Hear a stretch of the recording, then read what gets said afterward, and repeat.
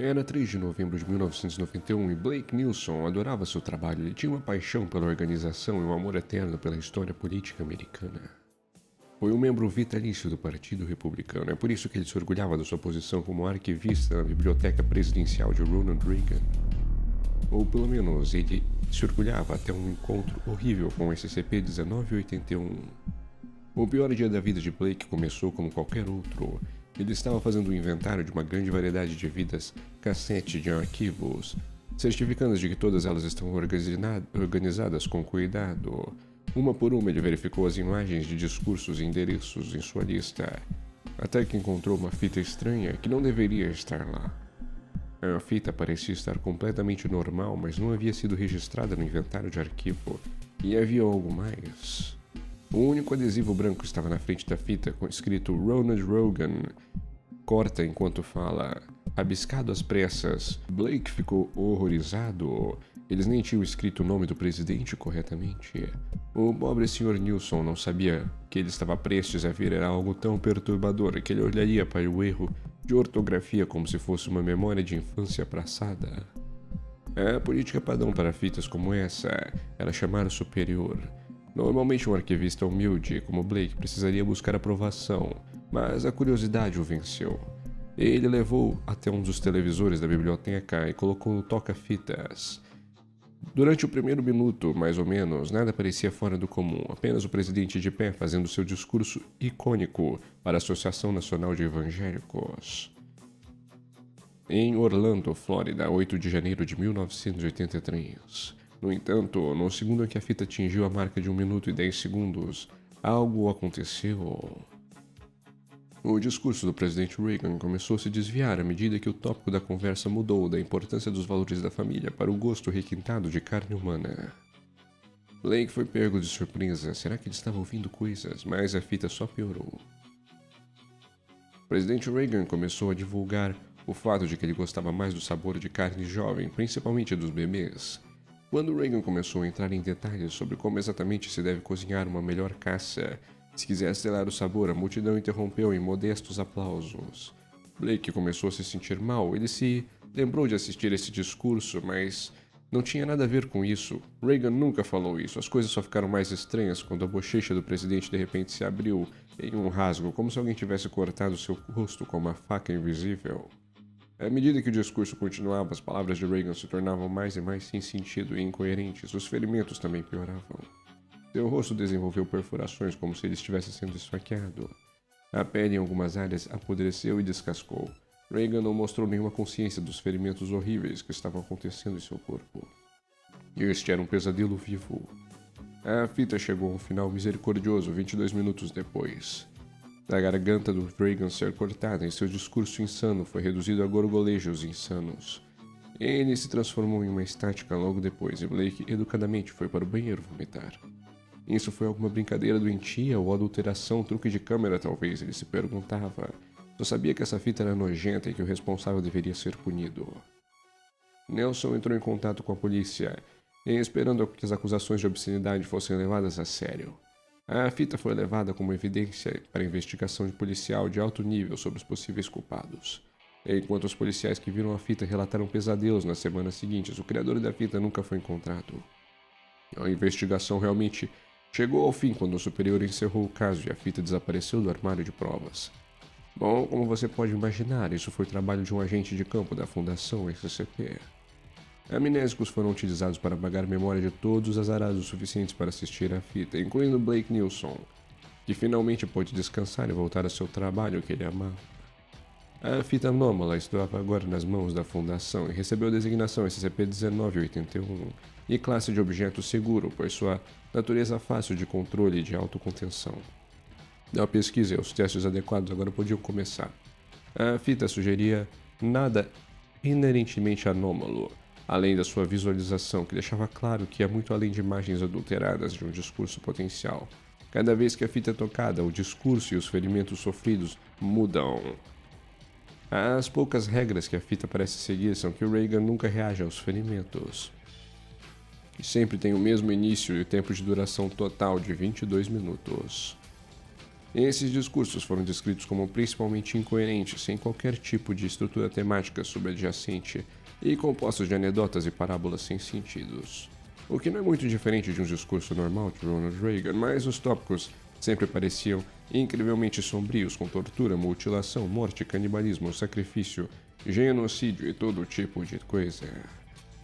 A variedade de ferimentos mostrados no presidente Reagan nos vídeos inclui mutilação, empalamento, torturas tão horríveis que tiveram que ser retiradas do arquivo oficial. E em várias ocasiões, os detalhes do discurso também previam assustadoramente o futuro. Isso inclui prever com sucesso 11 de setembro e o resultado das eleições russas de 2008. Aliás, não é o único SCP relacionado a Reagan a prever o futuro. Não, existe uma outra entidade, o SCP-095, uma cópia altamente degradada de um quadrinho conhecido como As Aventuras Atômicas de Ronald Reagan. O personagem do título tem uma notável semelhança com o presidente Reagan, apesar do fato do quadrinho ser feito em 1930, confirmado por testes de carbono da Fundação. A história do quadrinho se passa no futuro distante, em 1980, e tem 3 histórias. O primeiro é Ronan versus o Space Admiral Carter, e os acontecimentos mostram a eleição de 1980. O segundo é o Assassino Espacial, que espelha a tentativa de assassinato do presidente Reagan. E o terceiro é o Planeta da Selva, que mostra alguns acontecimentos de Ronald Reagan durante o seu mandato. Hickley Jr., empresa inexistente, foi a criadora deste quadrinho. A fundação espera rastrear os outros quadrinhos dessa empresa sempre que possível, mas eles não tiveram sorte nessa frente. Por enquanto, há apenas SCP-095. Durante os testes iniciais, a equipe da Fundação assistiu à fita com frequência, caso essa versão estranha do presidente Reagan tivesse outras previsões para o futuro. No entanto, durante uma dessas exibições, um funcionário classe D apontou e gritou para a tela com horror. Após um exame mais aprofundado das imagens gravadas, os pesquisadores puderam ver exatamente o que tanto preocupava o observador classe D. Enquanto outras visualizações da fita, os detalhes da imprensa e do presidente Reagan pareciam totalmente normais, nessa tinha algo muito errado. De pé, entre os outros assessores políticos que estavam vestindo ternos, tinha uma pessoa com uma capa preta, cor de meia-noite, com um capuz, uma figura que parecia não se mover na filmagem, que ficou apenas ali ameaçadoramente. Uma pesquisa posterior indicou que essa figura aparecia aproximadamente uma a cada 7 visualizações da fita. Essa criatura encapuzada foi designada 1981-1 e se tornou parte das imagens recorrentes nos pesadelos de muitas vezes seguiam a visualização do SCP-1981. Naturalmente, apesar das tentativas de contenção e preservação, a Fundação estava ciente de que, como qualquer fita normal, a interferência magnética natural acabaria por degradá-la com o uso. Tentativas de copiar a filmagem em outras fitas Betamax não conseguiram reproduzir os efeitos anômalos. É por isso que a Fundação gravou meticulosamente qualquer vídeo e áudio que pudesse por meio de uma filmadora comercial padrão. Em uma reprodução particularmente aterrorizante, o SCP-1981-1 ocupa o lugar do presidente e fica olhando diretamente para a câmera.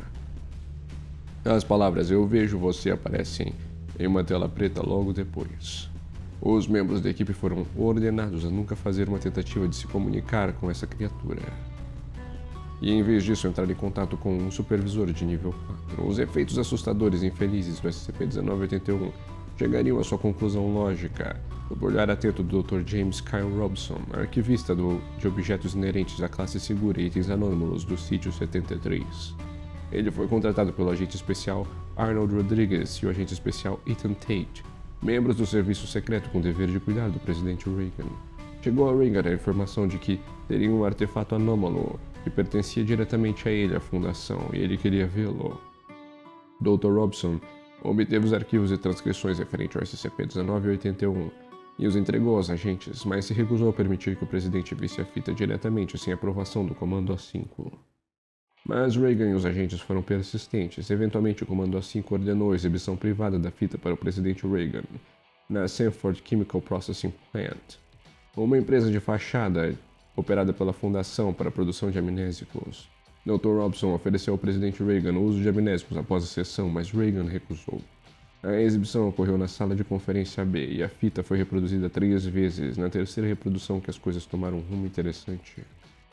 Quando Reagan, mutilado na tela, começou a reclamar sobre beber sangue do crânio do Vladimir Putin, Reagan começou a repetir as palavras como se lembrasse delas. Ele falou sobre seres conhecidos como os Destruidores e potenciais eventos apocalípticos que estavam por vir. Após a exibição, Reagan mais uma vez se recusou a utilizar amnésicos e partiu. Parecia que tudo estava bem até que ocorreu depois um arrombamento violento daquela área que deixou um guarda morto. Um grande número de amnésicos foi roubado durante a invasão e fitas mostraram que os agentes Tate e Rodrigues foram os 2 responsáveis. Eles foram rastreados pela Fundação e a Fundação teve uma visão perturbadora. Agentes tinham saqueado os amnésicos classe A e B e os forneceram ao presidente Reagan, que tinha sido levado à loucura após assistir o SCP-1981. Os 2 agentes queriam curá-lo e evitar que ele causasse danos a si mesmo e a outros. Mas essa atrapalhada gerou consequências graves. A aplicação errada de uma quantidade muito alta de amnésicos destruiu a cabeça do presidente Reagan. Embora a Fundação fosse capaz de estabilizar sua condição e evitar que ele morresse, nada foi capaz de trazer ele à sua sanidade normal. Ao fim de encobrir esse erro grave, uma história foi inventada sobre o Reagan ser vítima de doença de Alzheimer e enfrentar um declínio cognitivo muito grave. Ambos os agentes Tate e Rodrigues foram demitidos por suas ações e tiveram suas memórias apagadas pela Fundação, recebendo novas identidades. Dr. Robinson, por sua parte no desastre, teve que enfrentar uma audiência disciplinar no Comando A5. Enquanto o SCP-1981 continua a ser classificado como seguro devido à sua improbabilidade de quebrar contenção.